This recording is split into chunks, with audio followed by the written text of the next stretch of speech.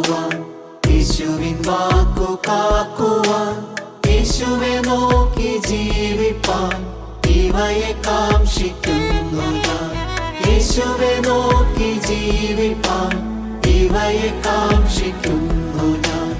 ഉറപ്പിക്കെന്നെ നാഥ, നിറയ്ക്ക എന്നെ ശുദ്ധാത്മാ. ക്രിസ്തൻ മഹത്വത്താലെ ഞാൻ മുറ്റും നിറഞ്ഞു ശോഭിപ്പാൻ. ക്രിസ്തൻ മഹത്വത്താലെ ഞാൻ മുറ്റും നിറഞ്ഞു ശോഭിപ്പാൻ.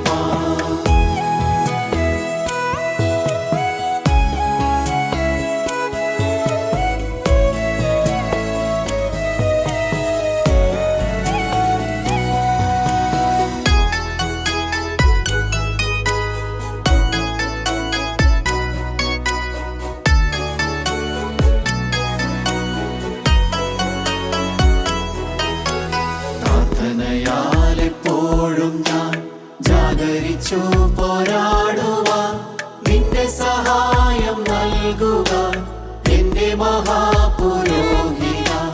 നിന്റെ സഹായം നൽകുക എന്റെ മഹാപുരോഹിത. ഉറപ്പിക്കെന്നെ നാഥ, നിറയ്ക്ക എന്നെ ശുദ്ധാത്മാ. ക്രിസ്തൻ മഹത്വത്താലെ ഞാൻ മുറ്റും നിറഞ്ഞു ശോഭിപ്പാൻ. ക്രിസ്തൻ മഹത്വത്താലെ ഞാൻ മുറ്റും നിറഞ്ഞു ശോഭിപ്പാൻ.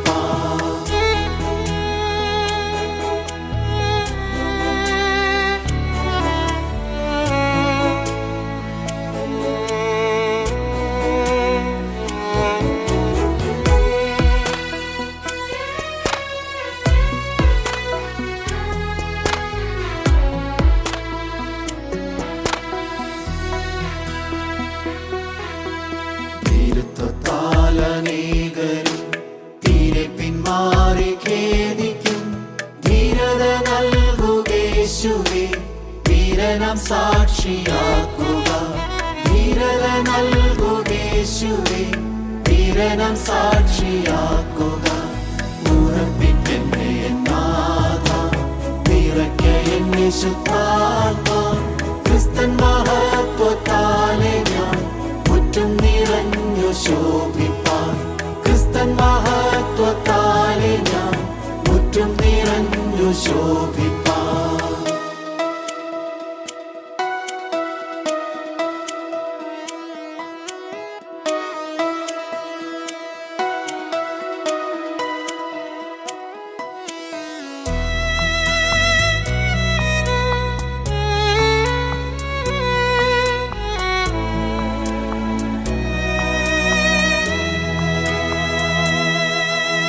കഷ്ടതയിലും പാടുവാൻ, നഷ്ടമതിൽ കൊണ്ടാടുവാൻ ശക്തിയരുൾക നാഥനെ, ഭക്തിയിൽ പൂർണ്ണനാക്കുക.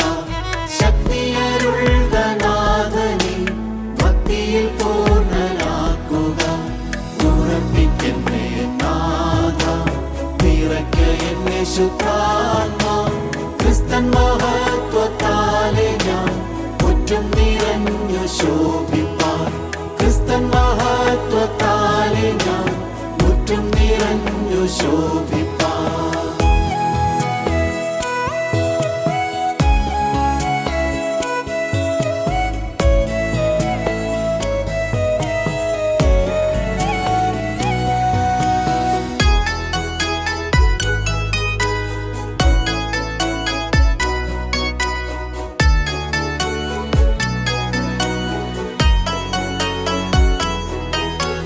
യേശുവിൻ കൂടെ താഴുവാൻ, യേശുവിൻ കൂടെ വാഴുവാൻ, യേശുവിൽ നിത്യം ചേരുവാൻ ഇവയെ കാംക്ഷിക്കുന്നു ഞാൻ. യേശുവിൽ നിത്യം ചേരുവാൻ ഇവയെ കാംക്ഷിക്കുന്നു ഞാൻ. ഉറപ്പിക്കെന്നെ നാഥ, നിറയ്ക്ക എന്നെ ശുദ്ധാത്മാ. ക്രിസ്തൻ മഹത്വത്താലെ ഞാൻ മുറ്റും നിറഞ്ഞു ശോഭിപ്പാൻ. ക്രിസ്തൻ മഹത്വത്താലെ ഞാൻ മുറ്റും നിറഞ്ഞു ശോഭിപ്പാൻ. ദൈവത്തിന് സ്തോത്രം. ഞാൻ ഇന്ന് പറയാൻ ഉദ്ദേശിക്കുന്നതായ വിഷയം ലൂക്കോസിൻ്റെ സുവിശേഷം 18-ാം അധ്യായം 19-ാം അധ്യായത്തോടും കൂടെ ചേർന്ന് ചിന്തിക്കുമ്പോൾ മനസ്സിലാകുന്ന ഒരു സത്യമാണ്, രണ്ട് തരം ആത്മീയരുണ്ട്. രണ്ട് തരം ആത്മീയർ. ഒന്നാമത്തേത് യേശുക്രിസ്തുവിനെ വേണമെന്നുള്ളവർ. രണ്ടാമത്തേത് യേശുക്രിസ്തുവിൽ നിന്ന് അനുഗ്രഹം വേണമെന്നുള്ളവർ. രണ്ട് തരം ആത്മീയരുണ്ട്. ഒന്നാമത്തെ കൂട്ടർ എനിക്ക് യേശുവിനെ വേണമെന്നുള്ളവർ. രണ്ടാമത്തേത് എനിക്ക് യേശുവിനെ വേണമെന്നില്ല, പക്ഷേ എനിക്ക് യേശുക്രിസ്തുവിൽ നിന്ന് അനുഗ്രഹങ്ങൾ വേണം എന്ന ആവശ്യക്കാരുണ്ട്. ദൈവത്തിന് സ്തോത്രം. പ്രിയപ്പെട്ടവരെ, ആ സന്ദേശം നിങ്ങളുടെ ഹൃദയത്തിലിരിക്കട്ടെ. നമുക്ക് ദൈവവചനത്തിലൂടെ ആ സന്ദേശത്തിലേക്ക് എത്തിച്ചേരേണ്ടതായിട്ടുണ്ട്. 1616 ഷേക്സ്പിയർ, അനുഗ്രഹീത സാഹിത്യകാരനായ ഷേക്സ്പിയർ മരിച്ചു. 52 വയസ്സേ ഉള്ളൂ. മരിച്ചപ്പോൾ അദ്ദേഹം വിൽപ്പത്രം എഴുതിയിരുന്നു. മരിക്കണം അടുക്കുമ്പോൾ വിൽപ്പത്രം എഴുതണം.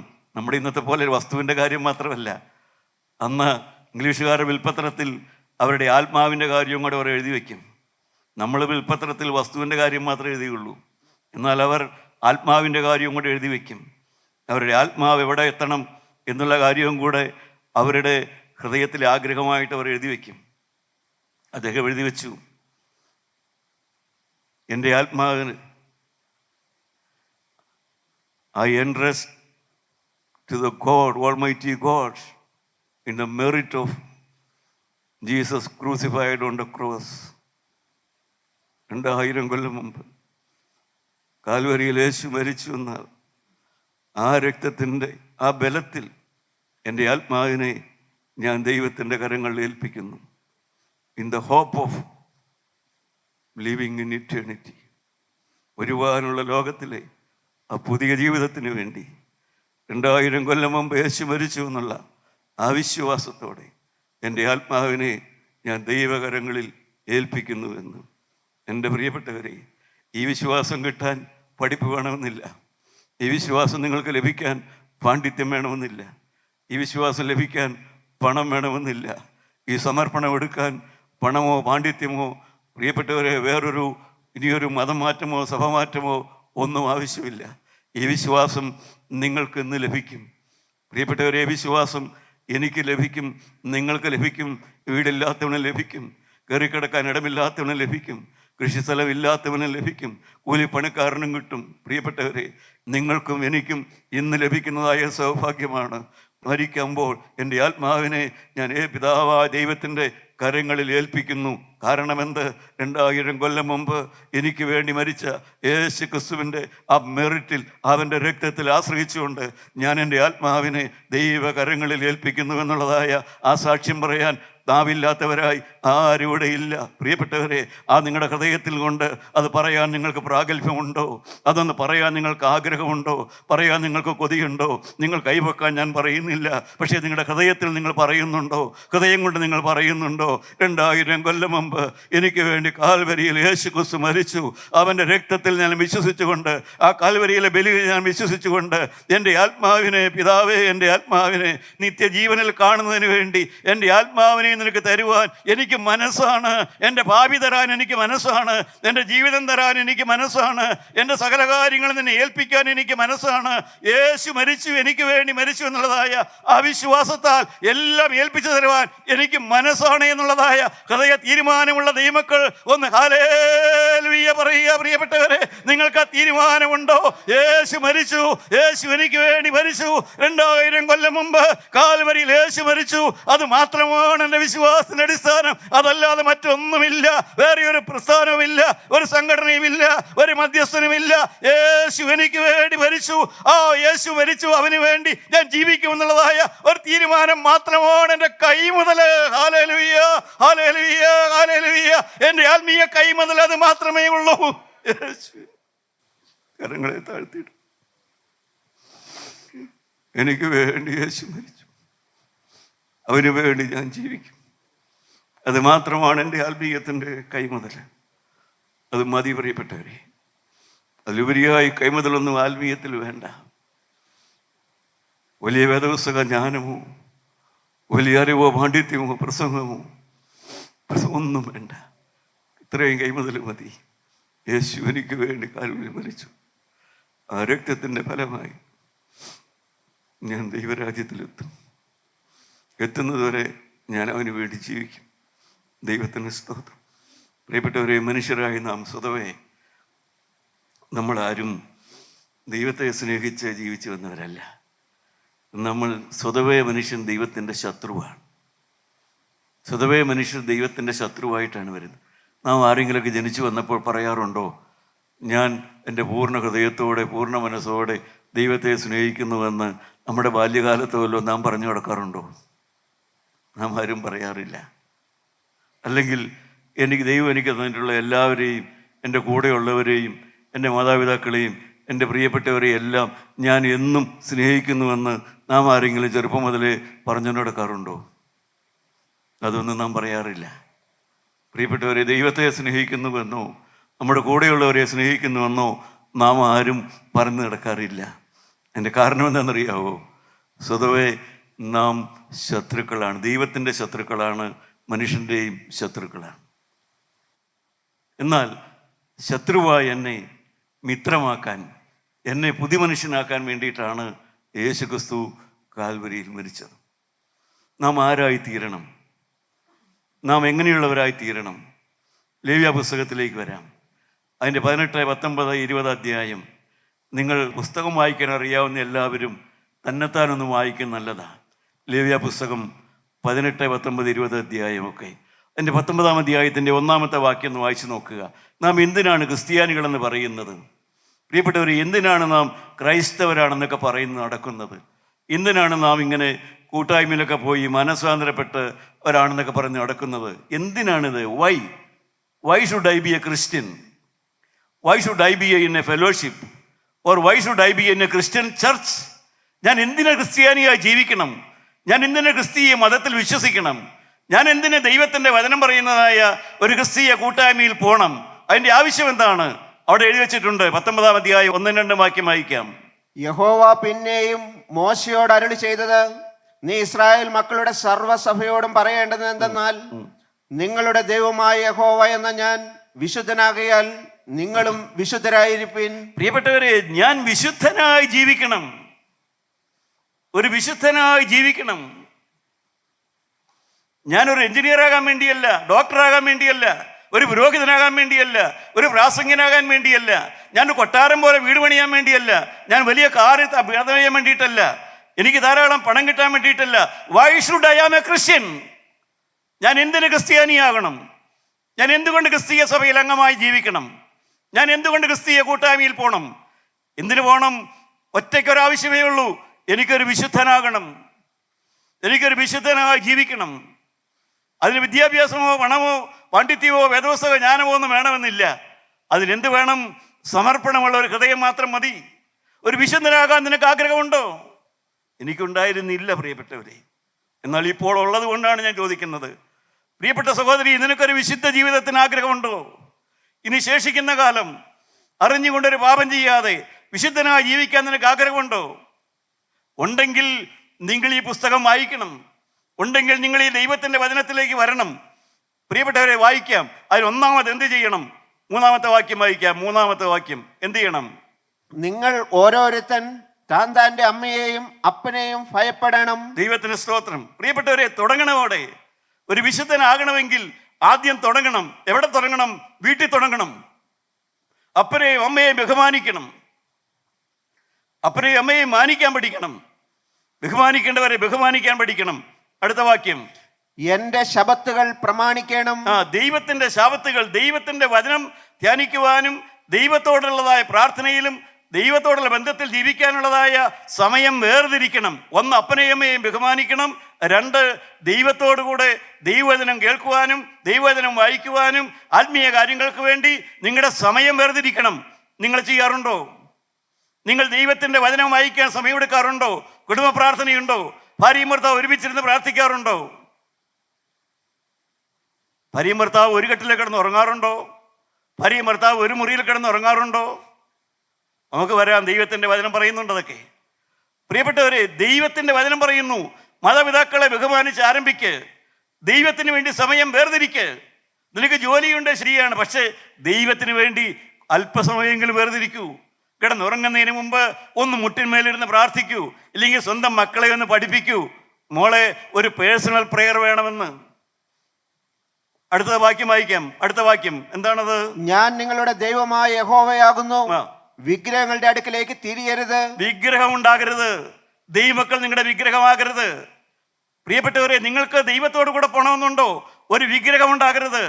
നിങ്ങളോട് ദൈവവചനം പറഞ്ഞിട്ടുള്ളവർ കാണും, നിങ്ങളെ ദൈവവചനം പറഞ്ഞ് പഠിപ്പിച്ചവർ കാണും. പക്ഷേ നിങ്ങളെ പഠിപ്പിച്ചവരെയല്ല നിങ്ങൾ നോക്കേണ്ടത്, അവർ പഠിപ്പിച്ച യേശുവിനെയാണ് നീ നോക്കേണ്ടത്. നിങ്ങളെ പഠിപ്പിച്ചത് ആരാണെന്നുള്ളതല്ല വിഷയം, നിങ്ങളെ പഠിപ്പിച്ച വ്യക്തി ഏതാന്നുള്ളതല്ല വിഷയം. ആ വ്യക്തിക്കല്ല പ്രാധാന്യം, ആ വ്യക്തി പഠിപ്പിച്ച യേശുവിനെയാണ് നീ വിളിക്കേണ്ടത്, ആ യേശുവിനെയാണ് നീ ആരാധിക്കേണ്ടത്. അതിന് പകരം നിനക്ക് വിഗ്രഹം ഉണ്ടാകരുത്. ദൈവത്തിന്റെ സ്ഥാനത്ത് ഒരു പരിശുദ്ധൻ വരരുത്, ദൈവത്തിന്റെ സ്ഥാനത്ത് ഒരു ദൈവമക്കൾ വരരുത്, കർത്താവ് യേശുവിന്റെ സ്ഥാനത്ത് ഒരു പരിശുദ്ധനും വരരുത്. യേശുവിന്റെ വില അതിന് തക്കതായി ആരുമില്ല. പ്രിയപ്പെട്ടവരെ, ദൈവത്തിന് സ്തോത്രം. ഒരു വിഗ്രഹം ഉണ്ടാകരുത്. അടുത്ത വാക്യം വായിച്ചു നോക്കാം. അതിൻ്റെ 11-ാമത്തെ വാക്യമല്ല വായിച്ചു നോക്കാം. ആ വാക്യത്തിൽ വായിച്ചാൽ കാണാം മനുഷ്യന്റെ മ്ലേച്ഛതയെക്കുറിച്ച് അവിടെ കാണാം. ശരീരം, മനുഷ്യൻ സുഖലോലുപതയ്ക്ക് വേണ്ടി അവൻ്റെ ശരീരത്തെ ഉപയോഗിക്കുന്നതിനെ കുറിച്ചെല്ലാം അവിടെ കാണാം. വേലക്കാരൻ്റെ കൂലി പിടിച്ചു മേടിക്കുന്നു, അത് കൊടുക്കാതിരിക്കുന്നു, എളിവനെ ആദരിക്കാതിരിക്കുന്നു, മോഷ്ടിക്കുന്നു, കള്ളസത്യം പറയുന്നു. മാത്രമല്ല മനുഷ്യന്റെ അവിഹിത ബന്ധത്തിൻ്റെ പരിധിയില്ല നിങ്ങൾക്ക് അവിടെ കാണാം. മനുഷ്യന് തൻ്റെ ശരീരം അവിഹിതമായ സെക്ഷൽ അബ്യൂസിങ്ങിന് വേണ്ടി, ലൈംഗികതയ്ക്ക് വേണ്ടി മനുഷ്യൻ തൻ്റെ ശരീരത്തെ അധപ്പതിപ്പിച്ച് കളയുന്നതിൻ്റെ മ്ലേച്ഛതയുടെ ലിസ്റ്റ് തന്നെ അവിടെ കാണാം. കാരണം മനുഷ്യബന്ധങ്ങളൊന്നും അവിടെ അതിലല്ല എന്ന് ആ കാലത്ത് എഴുതി വച്ചിരിക്കുന്നു. അവിടെ ഈ കാലത്തല്ല, ആ കാലത്തിന് എഴുതി വച്ചിരിക്കുന്നു. രക്തബന്ധമുള്ളവരുമായിട്ട് പോലും വായിച്ചാൽ നിങ്ങൾ ലജ്ജിച്ചു പോകും.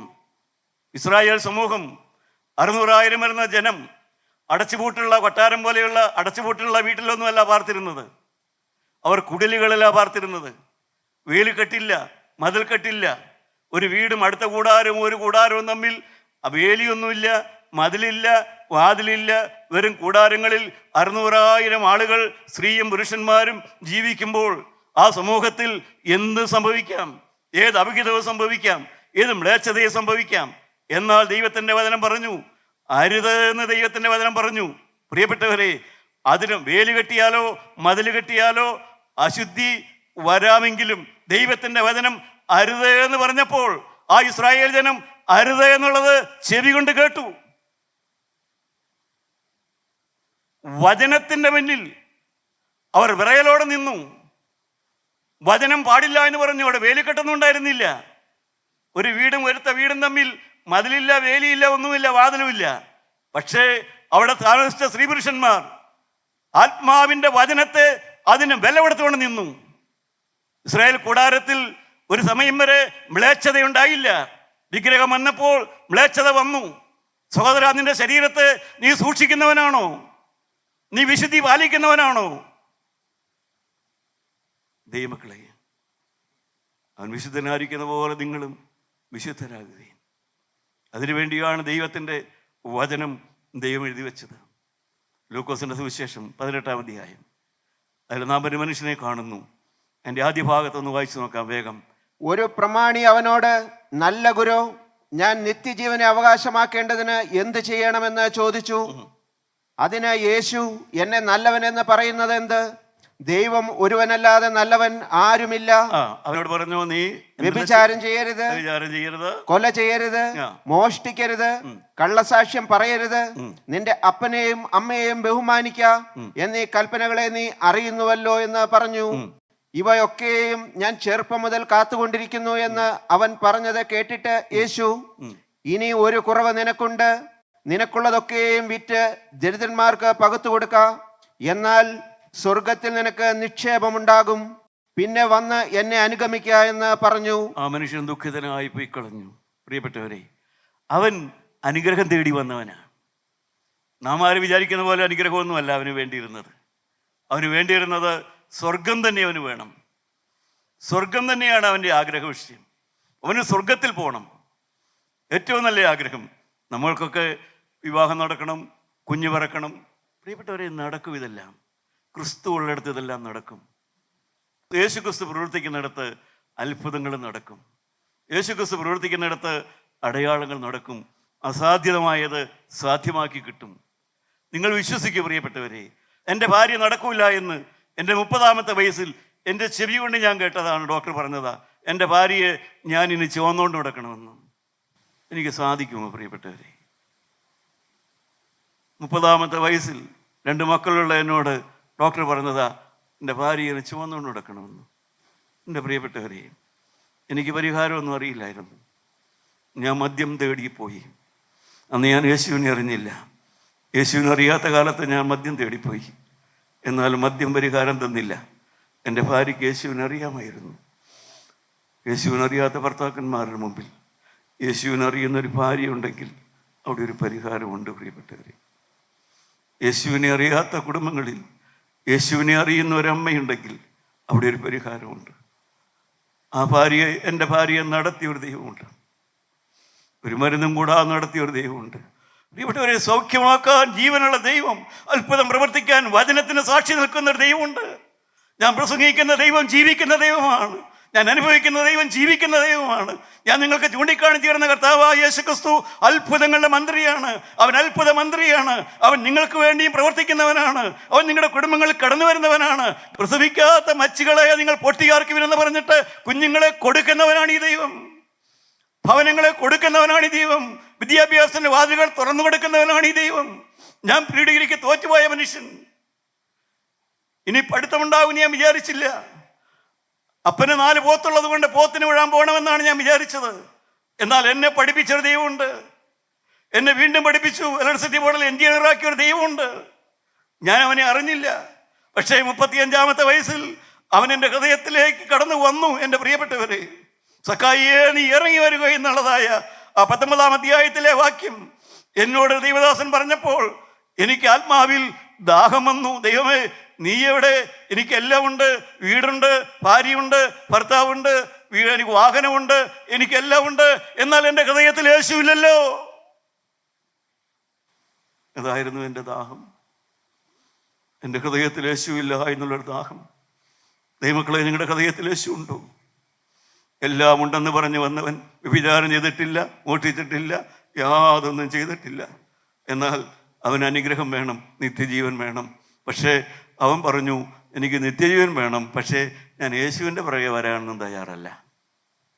ഞാൻ യേശുവിൻ്റെ പിന്നാലെ വരാനൊന്നും ഞാൻ തയ്യാറല്ല. ഞാൻ ഒരു പ്രാവശ്യം വരാം, ഒരു പ്രാവശ്യം ഞാൻ വരാം, പിന്നെ ഞാൻ വരില്ല. ദൈവമക്കളെ, യേശുവിൻ്റെ പുറകെ നടക്കാതെ നിത്യജീവൻ കിട്ടൂല കേട്ടോ. യേശുവിൻ്റെ പുറകെ നടക്കാതെ നിത്യജീവൻ കിട്ടൂല. കൂട്ടായ്മയിൽ കൂടി നടന്നാലും നിത്യജീവൻ കിട്ടണമെന്നില്ല. ഏത് പ്രസ്ഥാനത്തിൽ ചേർന്ന് നടന്നാലും നിത്യജീവൻ കിട്ടണമെന്നില്ല. യേശുവിൻ്റെ പുറകെ നടക്കണം. യേശുവിനെ സ്വീകരിച്ചുകൊണ്ട് നടക്കണം. അവൻ യേശുവിനെ വേണ്ട. അവൻ പറഞ്ഞു, എനിക്ക് നിത്യജീവൻ വേണം, പക്ഷേ എനിക്ക് യേശുവിനെ വേണ്ട. ഇന്നിവിടെ ഇരിക്കുന്ന അനേകരുണ്ട്. അവർക്ക് അനുഗ്രഹങ്ങൾ വേണം, അവർക്ക് സന്തതിയെ വേണം, അവർക്ക് വിദ്യാഭ്യാസം വേണം. പക്ഷേ അവർക്ക് യേശുവിൻ്റെ പിന്നാലെ വരാൻ സാധ്യമല്ല. അതിനുള്ളതായ മനസ്സവർക്ക് വരുന്നില്ല. എൻ്റെ പ്രിയപ്പെട്ടവരെ, എന്നാൽ ഒരുവൻ പോയ സ്ഥലത്ത്, ഒരുവൻ യേശു പറഞ്ഞത് കേൾക്കാതെ പോയ സ്ഥലത്ത്, ഇതാ 19-ാം അധ്യായത്തിൻ്റെ ആദ്യ ഭാഗത്ത് സക്കായി എന്ന് പേരുള്ള ഒരു മനുഷ്യൻ ഒരു മരത്തിൻ്റെ മുകളിൽ ഒളിച്ചിരിക്കുന്നു. യേശുവിനെ കാണാൻ ഒളിച്ചിരിക്കുന്നു. എന്താണ് നാം വായിച്ചത്? ഒരുത്തൻ യേശുവിനെ വേണ്ട എന്ന് പറഞ്ഞ് പോയപ്പോൾ മറ്റൊരുത്തൻ യേശുവിനെ കാണണമെന്നുള്ള ആഗ്രഹത്തോടുകൂടെ മറ്റൊരാൾ കടന്നു വരുന്നു. പ്രിയപ്പെട്ടവരെ, സത്യം നിങ്ങൾ ഗ്രഹിച്ചുകൊള്ളുക. ഒരാൾ വേണ്ട എന്ന് വെച്ച് പോയാലൊന്നും അടങ്ങിപ്പോകുന്നതല്ല ക്രിസ്തുവിൻ്റെ സുവിശേഷം. സുവിശേഷം പറഞ്ഞ ഞാൻ നാവടച്ചാൽ പോലും അടയുന്നതല്ല യേശുവിൻ്റെ സുവിശേഷം. ഞാനോ നിങ്ങളോ വേണ്ട എന്ന് വെച്ചാലും പ്രിയപ്പെട്ടവരെ തീർന്നു പോകുന്നതല്ല യേശുവിൻ്റെ സുവിശേഷം. കർത്താവായ യേശുവിൻ്റെ സുവിശേഷം അത് ചകിചിഹ്നമുള്ളതാണ്. ആ ക്രിസ്തുവിനെ വേണ്ടവർ ഓടിവരും, ഈ തലമുറയിൽ ഓടിവരും. ഇതാ ഒരുത്തൻ വേണ്ട എന്ന് പറഞ്ഞു പോയപ്പോൾ സക്കായി ഓടി വരുന്നു, യേശുവിനെ കാണാൻ ഓടി വരുന്നു. ദൈവത്തിന് സ്തോത്രം. സക്കായിയെ നീ ഇറങ്ങി വാ എന്ന് വിളിച്ചു. അത്ഭുതത്തോടെ അവൻ ആ വിളി കേട്ടു. എളിയവനെ ആദരിക്കുന്ന ദൈവം, എളിയവനെ ആദരിക്കുന്ന ദൈവം. സക്കായി ഒരു ദരിദ്രനായിരുന്നു. പണത്തിൻ്റെ ദാരിദ്ര്യമില്ല, ആത്മാവിൻ്റെ ദാരിദ്ര്യം. പ്രിയപ്പെട്ടവരെ, നിങ്ങളുടെ പുസ്തകം അടച്ചിട്ട് ചിന്തിച്ച് നോക്കൂ. ദൈവവേദനയെ നിനക്ക് പണത്തിൻ്റെ ദാരിദ്ര്യം ഉണ്ടാകണമെന്നില്ല. നിനക്ക് വിദ്യാഭ്യാസമുണ്ട്, അത്യാവശ്യത്തിന് കയറി കിടക്കാൻ ഇടമുണ്ട്. പക്ഷേ നിൻ്റെ ഹൃദയത്തിൽ യേശു ഉണ്ടോ? നിൻ്റെ ഹൃദയം യേശുവിന് കൊടുത്തിട്ടുണ്ടോ? നീ യേശുവിനോട് വാക്ക് പറഞ്ഞിട്ടുണ്ടോ? യേശുവിന് വേണ്ടി ജീവിക്കാമെന്ന് സമർപ്പണം പറഞ്ഞിട്ടുണ്ടോ? പ്രിയപ്പെട്ടവരെ, അനേകർക്ക് അത്ഭുതം വേണം, യേശുവിനെ വേണ്ട. ആ കൂട്ടത്തിലാണോ നിങ്ങൾ? അതോ എനിക്ക് യേശുവിനെ വേണം? ഇതാ സക്കായി യേശുവിനെ തേടിയാണ് അവൻ വന്നത്. അവന് പണമല്ല വേണ്ടത്, അവന് യേശുവിനെ വേണം. അവൻ യേശുവിന് ഇറങ്ങി വന്നു. അവനോടുകൂടെ യേശു അവൻ്റെ ഭവനത്തിലേക്ക് കടന്നുപോയി. പ്രിയപ്പെട്ടവരെ, ദൈവത്തിന് നന്ദിയോടെ സ്തോത്രം. എനിക്കൊന്നേ നിങ്ങളെ ഓർപ്പിക്കാനുള്ളൂ. അത്ഭുതം ഇന്ന് നടക്കും. യേശു ഇന്ന് നിങ്ങളുടെ വീട്ടിലേക്ക് വരും. നിങ്ങൾക്ക് ദാഹമുണ്ടോ? നിങ്ങൾക്ക് ആഗ്രഹമുണ്ടോ? അനേകർ മാറിപ്പോകും പ്രിയപ്പെട്ടവരെ. അനേകർ വേണ്ട എന്ന് വെച്ച് പോകും. അനേകർ യേശുവിനെ വേണ്ട, അവർക്ക് അനുഗ്രഹം മാത്രം മതി. എന്നാൽ എനിക്ക് യേശുവിനെ മതി. എനിക്ക് അനുഗ്രഹമല്ല വേണ്ടത്, എനിക്ക് യേശുവിനെയാണ് വേണ്ടത്. ആ തീരുമാനമുള്ളവർ ആരെല്ലാം ഉണ്ട്? കർത്താവേ, അനുഗ്രഹങ്ങളെല്ലാം പുറകെ വന്നു, അനുഗ്രഹങ്ങളെല്ലാം പിന്നെ മതി. എനിക്ക് യേശുവിനെയാണ് വേണ്ടത്. ഇന്ന് എനിക്ക് യേശുവിനെയാണ് വേണ്ടത്. ഇപ്പോൾ എനിക്ക് യേശുവിനെയാണ് വേണ്ടത്. എൻ്റെ ഹൃദയത്തിലേക്ക് യേശുവിനെയാണ് എനിക്ക് വേണ്ടത്. എൻ്റെ ഭവനത്തിലേക്ക് യേശുവിനെയാണ് എനിക്ക് വേണ്ടത്. യേശുവേ, നീ എൻ്റെ ഭവനത്തിലേക്ക് വരിക എന്ന് പറഞ്ഞപ്പോൾ അവൻ്റെ ഹൃദയം തുള്ളിച്ചാടുകയായിരുന്നു. പ്രിയപ്പെട്ടവരെ, യേശു ഹൃദയത്തിലേക്ക് വരുന്നു, യേശു വീട്ടിലേക്ക് വരുന്നു, യേശു മനുഷ്യന്റെ ജീവിതത്തിലേക്ക് കടന്നു വരുന്നു എന്ന് കേട്ടപ്പോൾ ആനന്ദിച്ച ഒരു മനുഷ്യൻ, അവൻ്റെ പേരാണ് സക്കായി. ഇന്ന് പ്രിയപ്പെട്ടവരെ, നിങ്ങൾ യേശുവിനെ വേണമോ അനുഗ്രഹം വേണമോ? ഒറ്റ കാര്യം പറഞ്ഞ് ഞാൻ നിർത്തട്ടെ, ഒറ്റ വാക്ക് പറഞ്ഞ് ഞാൻ അവസാനിപ്പിക്കട്ടെ.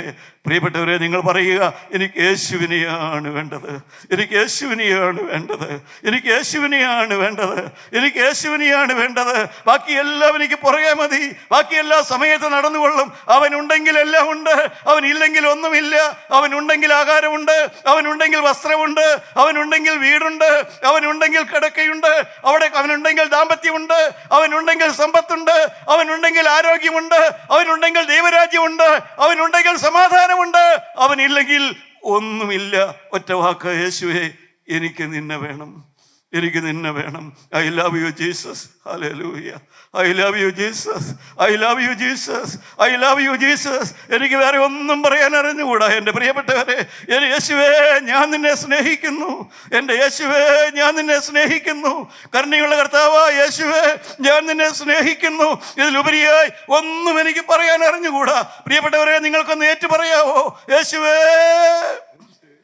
ഞാൻ നിന്നെ സ്നേഹിക്കുന്നു, ഞാൻ നിന്നെ സ്നേഹിക്കുന്നു. യേശുവേ, യേശുവേ, ഞാൻ നിന്നെ സ്നേഹിക്കുന്നു. യേശുവേ, യേശുവേ, ഞാൻ നിന്നെ സ്നേഹിക്കുന്നു. I love you Jesus, I love you Jesus, I love you Jesus. Hallelujah, hallelujah, hallelujah. യേശുവിനെ സ്നേഹിക്കുന്ന, യേശുവിനെ ഹൃദയത്തിൽ പേറുന്ന ഒരു സമൂഹം ഉണ്ടാകട്ടെ, ഒരു കൂട്ടം ഉണ്ടാകട്ടെ, അനുഗ്രഹം പ്രാപിക്കുന്ന ഒരു കൂട്ടം ഉണ്ടാകട്ടെ. ദൈവനാമം മഹത്വപ്പെടുമാറാകട്ടെ.